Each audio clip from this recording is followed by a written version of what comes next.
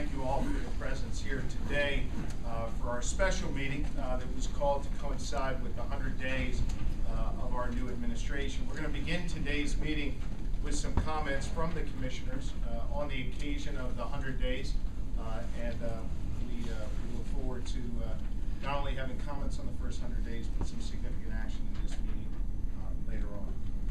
Today marks the 100th day of our new administration and a new era in Montgomery County government. In my remarks at the community college as we were sworn in, I said that our core mission would be twofold. First, to look out for county residents and local communities each and every day. And second, to reform our county government to make it work again. I said on that first Tuesday in January that rancor and acrimony will give way to respect and accord, and that our Board of Commissioners will be a model for civic engagement and accomplishment. In 100 days, we have done just that. Gone are the days of squabbling, punting, and irresponsibility. Our initial months in office have ushered in a time of civility, integrity, and results. They have been long days with seemingly endless meetings, discussions, and decisions. Recently, a county employee from the Office of Children and Youth asked me, "How's it going?" I replied, "It's like drinking water from a fire hose." And I love it. Today, as we reflect on our first 100 days in office and look forward to the next 1,360, I am stunned by the scope of the mess we inherited, but more optimistic than even just 1 month ago that we will reverse this troubling course we were on, and we are heading in the right direction. So why am I so optimistic? 3 reasons. First, my 2 colleagues. I'm honored to have been chosen to chair this board by them, and truly proud to serve alongside 2 accomplished professionals whose unique leadership abilities have enabled us to begin to reshape county government. This county is fortunate to have Leslie and Bruce, committed commissioners with such diverse life experiences and expertise. I've tried to tap into this by asking each of them to assume significant responsibilities in the new administration as a way of broadening our reach and ensuring that each commissioner's voice is heard. Second, we surrounded ourselves with exceptionally qualified staff who are laboring tirelessly to carry out our vision and turn this county government around.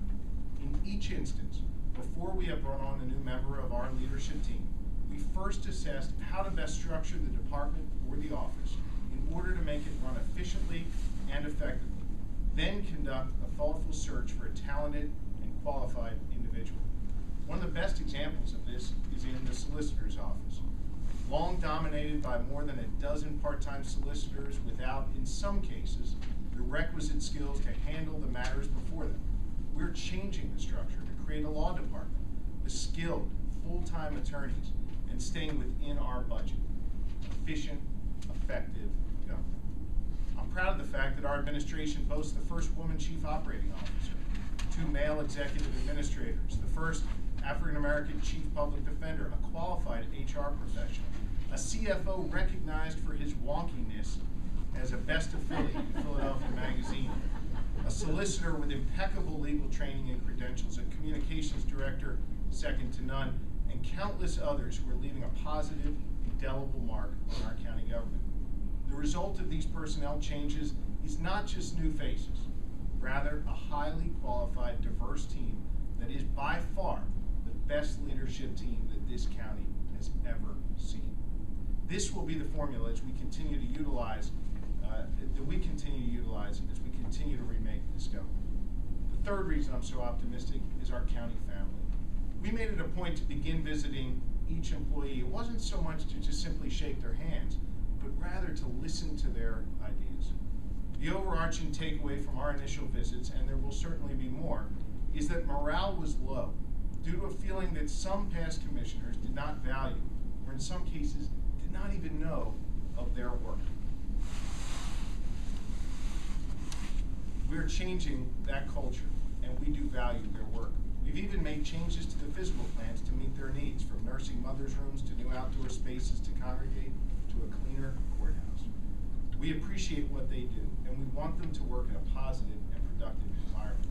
These 3 cores, our commissioners, our staff leadership, and our county family, form the nucleus many challenges that lie ahead. As Leslie and I campaigned for this office, we were assured the county finances were sound and had the impression that if we could eliminate some waste and refocus a few priorities, we would do just fine.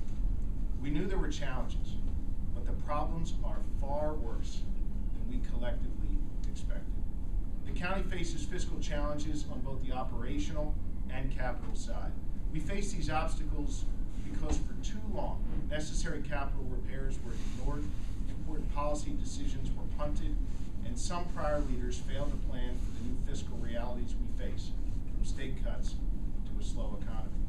Their poor decision-making, or at times lack thereof, led to waste, higher labor costs, and unsustainable priorities. In some ways, it was like they thought if they simply ignored the problems that they would go away. Well, they didn't, and now it's our responsibility to address them, and we will. In fact, the prior leaders were unable to make the tough decisions necessary to balance their own budget. As a result, we've already cut $6.4 million and had a short-term borrowing of $25 million to ensure that we could pay our expenses in the near term.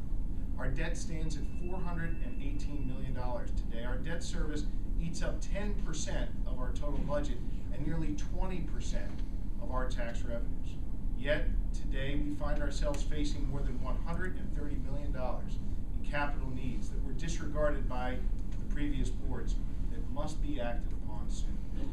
You know, it was obvious for years that the garage under the courthouse was crumbling and the facade of 1 Montgomery Plaza was coming unhinged, and yet nothing was done to address the structural deficiencies, and insufficient capital funds were left to fix these glaring problems. While these are obvious, I'm not sure that some of the people who occupy these seats before us recognize the full extent of the challenges that we face. But friends, that's just the tip of the iceberg. Through our analysis of our infrastructure needs that Commissioner Richards has played the leadership role in, we face at least $100 million in capital costs to fix our county infrastructure like roads and bridges. Commissioner Castor is spearheading the information gathering for the upgrade of our emergency communications system for first responders that will no doubt cost tens of millions of dollars. This is an action that should have been taken last year, but became entangled in political gamesmanship and ineptitude. I'm happy, however, that it was left to us, because now we can ensure that the process and the outcome are sound. Please don't mistake this recitation of challenges as whining. In fact, we have not sat around wringing our hands. Instead, we've assessed and we have executed decisively. But we believe that our constituents need to know the extent of the problems that we face. As promised, an inventory of our county infrastructure began. Consultants were hired to identify the scope of the infrastructure problems and come up with various options to fix and finance those needs. We chose to be thoughtful and deliberative in our process, but not delay, to ensure that the county infrastructure is sound and that our taxpayers have the confidence that we are investing their hard-earned dollars wisely. This year, we will announce several actions to address our infrastructure needs. On the operations side, we have already begun our budget process, nearly 8 months earlier than when the 2012 budget process commenced. The new zero-based budget will not reflect prior county budgets, but will reflect the priorities of this administration with an eye toward refocusing county government on its core functions and creating greater efficiencies and effectiveness. The public expects us to be responsible stewards of their hard-earned dollars. We are doing just that. Every decision we make takes into account what is the best value for the end user, our constituents, while ensuring a high level of service. We've implemented new systems to protect your tax dollars from being wasted or abused. One example is that now we require signed contracts before open space funds are released, a practice not used since the inception of the program in 1993, but one that is vital to protecting your tax dollars. In one of our first board meetings in January, I announced a working group to recommend to the commissioners a model procurement policy to ensure a level playing field and a good value for our taxpayers. I asked that they report back within the first 100 days. Today, this board will take action on that recommendation and will deliver on that promise of needed reform. We understand that it's not just about dollars and cents, but a commitment to doing the right thing and acting with integrity. The three of us place a premium on honor and honesty and know that we need to lead by example and have the requisite policies in place to ensure clarity and fairness to all. The grand jury report was certainly instructive in this process, but these leaders don't need a grand jury report to know the difference between right and wrong. It is in our core, and it is reflected in our actions. In a few minutes, this board will consider a totally revamped ethics policy that values integrity and not one's political agenda. Like the procurement policy, this too is a commitment we made to act, and we will. We know we have to do a better job of communicating with our employees and our constituents.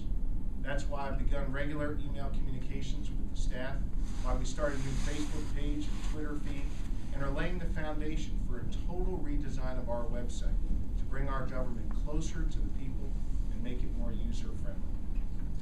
In fact, this increased communication has helped contribute to the improved morale that I spoke of earlier. Improving morale doesn't have to cost a lot of money. Look, we've shown up and we've engaged. We truly care. It doesn't cost anything. Our dedicated public property personnel are revitalizing the courthouse entrance. They restored the benches by the obelisk. They revamped the women's restroom in the courthouse, just to name a few of their efforts that lead to a better work environment. We have pride in what we do and a sense that we are all in this together. That's why today we tie our new communications effort with a new sense of pride together and announce a new Twitter hashtag, MontgoPride. We will use that to promote the county from this day forward. While today is an important day to report on our actions and an appropriate day to review our findings, it's just the beginning, and it's a very small milestone in a very, very long process. We have accomplished a good deal so far, but respectfully, we have barely scratched the surface. More challenges will no doubt be unearthed, and more tough choices will have to be made.